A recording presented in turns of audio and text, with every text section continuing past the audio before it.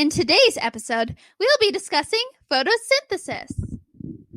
In summary, photosynthesis transforms radiant energy of the sun into chemical energy compounds, which are structural and metabolic substances that aid in their survival. Much of glucose produced by plants is actually converted to cellulose, which is the main component of plant cells.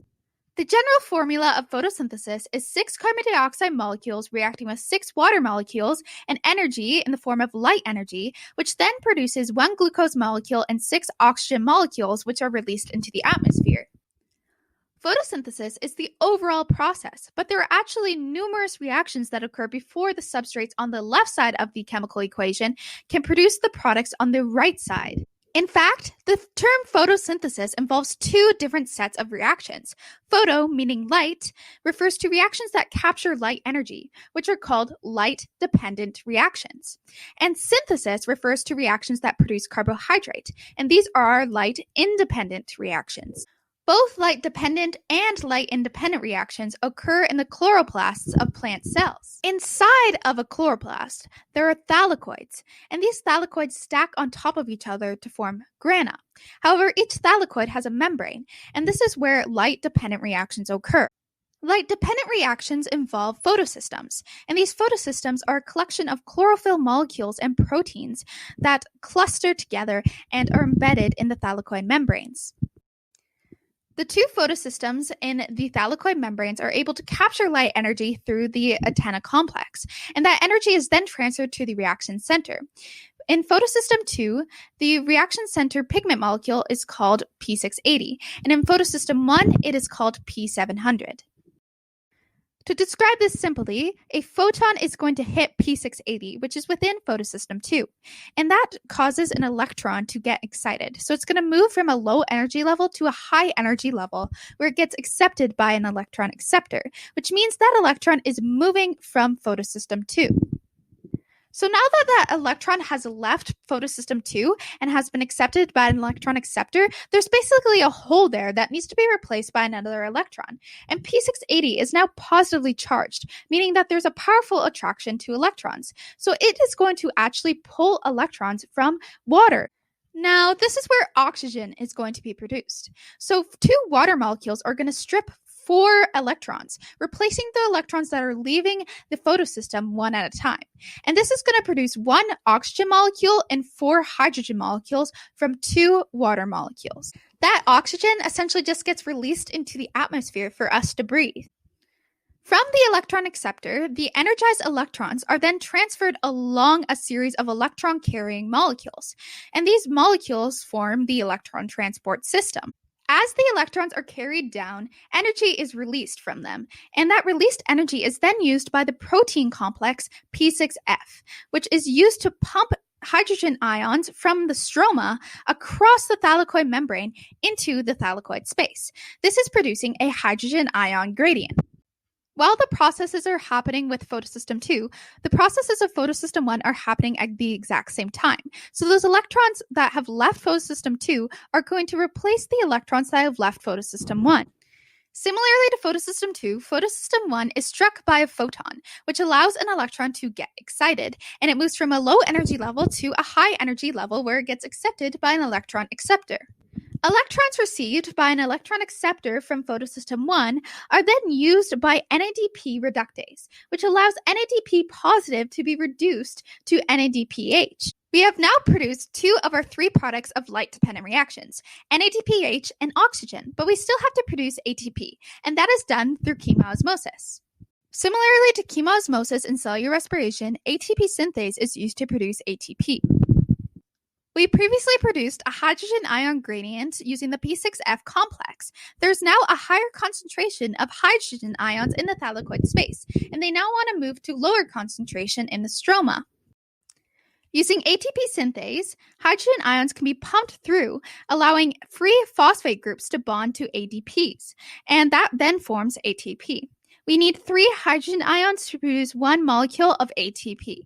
Production of ATP by passing of electrons through the Z scheme is called non-cyclic photophosphorylation. It is considered non-cyclic because the flow of electrons is unidirectional, meaning that the electrons are transferred from photosystem 2 to NADP, where it then forms NADPH. By going through non-cyclic photophosphorylation, one electron pair is able to produce one NADPH and slightly more than one ATP. However, this ratio of ATP to NADPH is not sufficient for light-independent reactions. When you want to produce enough ATP but not too much NADPH, this is when cyclic photophosphorylation occurs, which only involves photosystem 1. An excited electron follows a figure 8 pattern, which allows more hydrogen ions to be pumped through the P6F complex, which then allows more ATP to be produced without producing any NADPH. Cyclic photophosphorylation begins with an excited electron that leaves photosystem 1 and gets accepted by an electron acceptor. It is then passed on to an electron carrier, which carries it back to the B6F complex, which allows more hydrogen ions to be pumped into the thylakoid space from the stroma. From the B6F complex, the electron can return back to photosystem 1 and essentially fill the hole that it left. And this figure 8 cyclic pattern can occur as many times as needed. And obviously no NADPH is produced and no oxygen is produced either because photosystem 2 is not involved. The NADPH and ATP that has now been produced can now be used for light-independent reactions, which is also known as the Calvin cycle. The Calvin cycle occurs in the stroma of a chloroplast, and it involves 3 different phases: the fixation phase, the reduction phase, and the regeneration phase. In fixation, carbon dioxide bonds to a pre-existing molecule in the stroma called RUBP. It is a 5-carbon molecule which then results in a 6-carbon molecule as it bonds to carbon dioxide. Rubisco is the enzyme that catalyzes this reaction. We now have a 6-carbon compound. However, this compound is very unstable, so it naturally is going to break apart into 2 3-carbon compounds called 3-phosphoglycerates, or PGA for short. Now that we have 2 PGA compounds, we're now going to go through the reduction phase, which involves NADPH and ATP. The newly synthesized 3-carbon compounds are at a very low energy level. So in order to convert them to a high energy state, they have to be activated by ATP and then reduced by NADPH. And these reactions allow G3P to be produced. Some of the G3P molecules produced during reduction leave the cycle at this point and are used to create glucose and other sugars. However, the majority of the G3P molecules move on to the 3rd phase of the cycle where RUBP is replenished. During the regeneration phase, where RUBP is replenished, ATP supplies energy required to break and reform the chemical bonds of G3P to form a 5-carbon RUBP.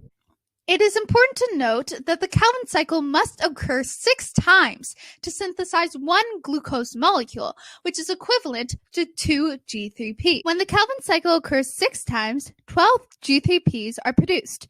2 of those are used to produce 1 glucose molecule. However, 10 of those are used for the regeneration of RUBP. So when the Calvin cycle is completed 6 times, 6 carbon dioxide react with 18 ATP, 12 NADPH, and water, and that reacts to create 2 G3Ps, 16 inorganic phosphate molecules, 18 ADP, and 12 NADP. As stated when discussing fixation, Rubisco is a crucial enzyme in light-independent reactions. However, Rubisco can be used with oxygen as well as carbon dioxide, as oxygen and carbon dioxide compete for the same active site. When oxygen is being used during the Calvin cycle, photorespiration occurs. This specifically happens in dry and hot conditions, where leaves begin to lose water because there's a higher concentration of water in the plant versus in the outer atmosphere. This means that they have to close their stomata to prevent further water loss. Photorespiration increases with the stomata closed because oxygen cannot leave the plant and carbon dioxide cannot enter the plant. As photorespiration increases in a plant, photosynthesis is significantly less efficient. Therefore, plants in dry, hot climates have mechanisms to reduce the amount of photorespiration that occurs. The plants we've previously discussed are C3 plants. However, C4 plants or CAM plants both use the Calvin cycle but have both developed different mechanisms for the uptake and storage of carbon dioxide to increase the ratio of carbon dioxide to oxygen for the Calvin cycle reactions. C4 plants separate the initial uptake of carbon dioxide from the Calvin cycle by using 2 different cells. In the outer layer of a mesophyll cell, carbon dioxide is fixed to a 4-carbon compound called oxaloacetate. Oxaloacetate is then converted to a 4-carbon compound called malate. The malate is now transported into the bundle sheath cell, where it is decarboxylated, resulting in a 3-carbon compound called pyruvate, which is transported back into the mesophyll cell and converted into PEP. The carbon dioxide is now trapped in the bundle sheath cell.